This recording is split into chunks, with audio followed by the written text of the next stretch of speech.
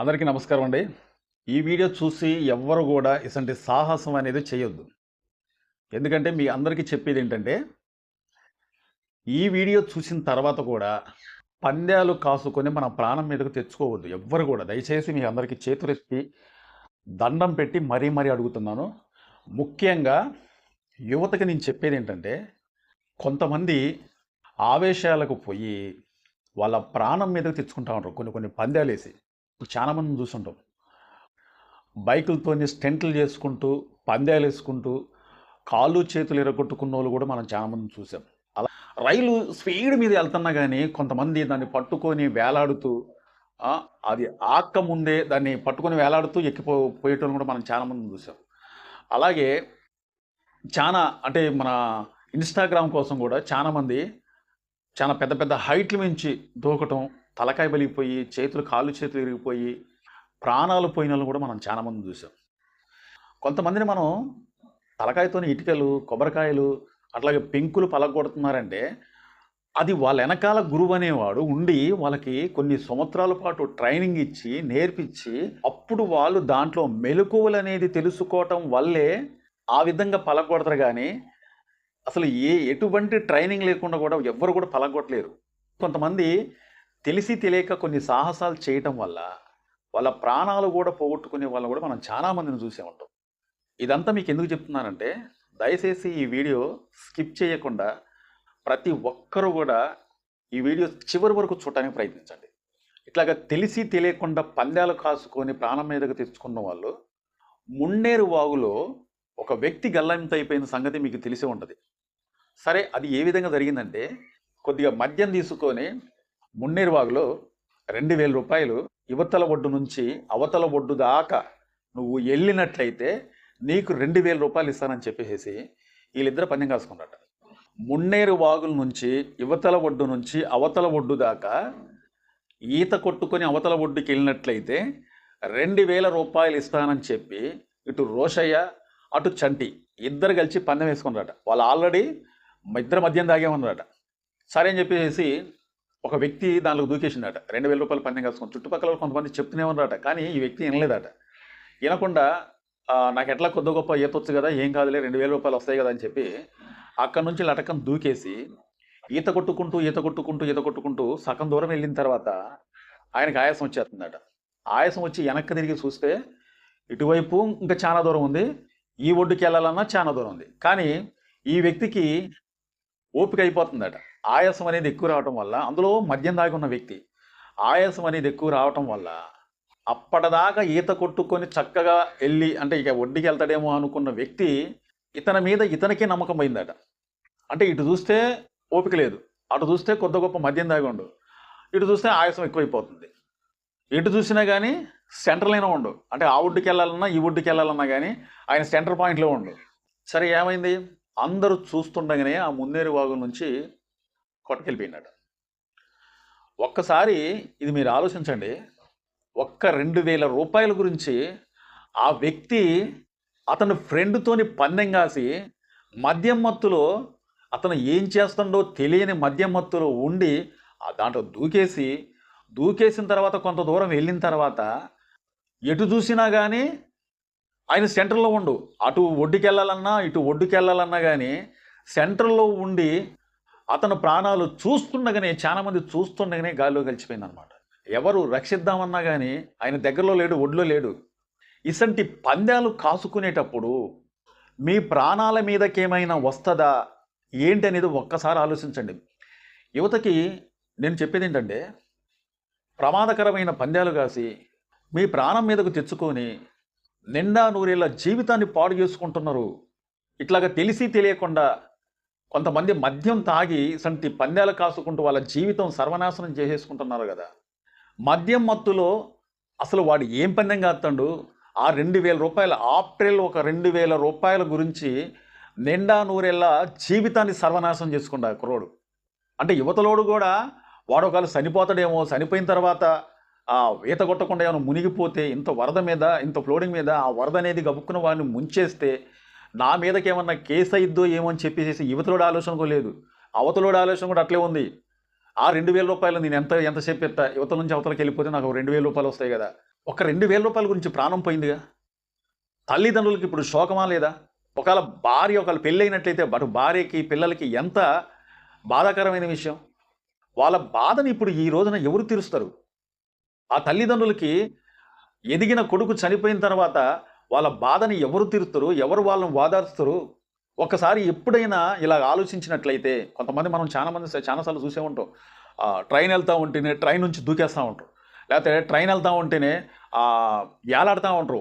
Current పోల్లు అడ్డొస్తూ ఉంటే తప్పించుకోవటం, ఆ సెల్ఫీల కోసం. లేకపోతే పెద్ద పెద్ద గుట్టల నుంచి పల్టీలు కొట్టుకుంటూ దూకేయటం. సినిమాలో మనకు చూస్తూ ఉంటే అవన్నీ కల్పితాలు. ఎవరు కూడా ఏ హీరో కూడా అలా చేయలేరు. కానీ అది సినిమాల వరకే. ఒకవేళ వాళ్ళు చేసినా కానీ చాలా సేఫ్టీలు ఉంటాయి వాళ్ళకి. ఇంత దెబ్బ తగలకుండా ఇన్ని సంవత్సరాలు బట్టి హీరోలు సినిమాలు తీస్తున్నారు, చేస్తున్నారంటే అసంటి సాహసాలు ఒకళ్ళు నిజంగా చేసినట్లయితే వాళ్ళకి ఎన్ని దెబ్బలు తగులుంటాయి, ఎన్నిసార్లు కాళ్ళు చేతులు తలకాయ ప్యాచర్ అయి ఉంటుంది.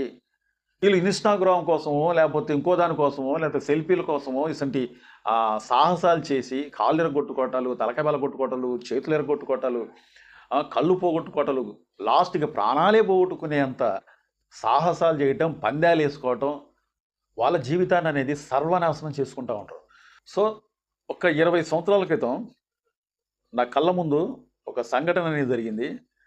అది ఎందుకో ఈ సందర్భం బట్టి మీతో పంచుకుందామని చెప్పి చూస్తున్నాను. అది దగ్గర దగ్గర ఒక 16, 17 సంవత్సరాలు, అంటే ఏజ్ గల కుర్రోళ్ళు, మరీ ఎక్కువ కాదు. మ్యాక్సిమం ఒక 10th క్లాస్ చదువుకునే పిల్లలే వాళ్ళందరూ. అయితే వాళ్ళందరూ గోదావరికి వచ్చారు. గోదావరికి వచ్చిన తర్వాత అది జూన్ నెల దగ్గరకు వస్తుంది. అప్పటికే కొద్దిగా నీరు అనేది ఒక మాదిరిగా ఉంది. మరీ అంత లేదులే కానీ ఒక నడుము లోతు వాటర్ అనేది ఉందన్నమాట. అయితే బ్రిడ్జి పిల్లర్ దగ్గర వీళ్ళందరూ వరుసగా నిలబడ్డారు అడ్డంగా. ఏది మన గోదావరిలోనే వాళ్ళకి ఒక నడుము లోతుంది అప్పటికే.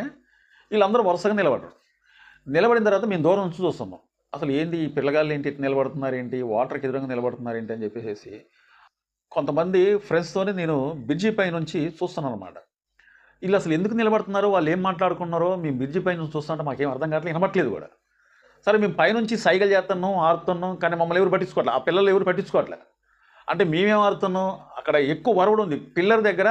బ్రిడ్జి పిల్లర్ దగ్గర చాలా పెద్ద, అసలు దగ్గర దగ్గర ఒక 6-7 అడుగుల మన లెంత్లో ఉంటుంది అన్నమాట ఆ పిల్లరు. అయితే వెడల్పు ఉంటుంది. అయితే ఈ పిల్లలు ఏంటంటే వరుసకి ఇట్లా ఇట్లా ఇట్లా ఇట్లా నిలబడరు. ఒక 2 అడుగులు 3 అడుగులు గ్యాప్లో ఈ పిల్లలు మొత్తం అట్లా బారుగా నిలబడరు. సరే ఈ పిల్లలు మొత్తం కూడా పిల్లరు దగ్గరే నిలబడింది అనమాట. ఈ పిల్లలు వాళ్ళ పందెం ఏంటంటే వెనక ఈత కొట్టడానికి ప్రయత్నిస్తున్నారట.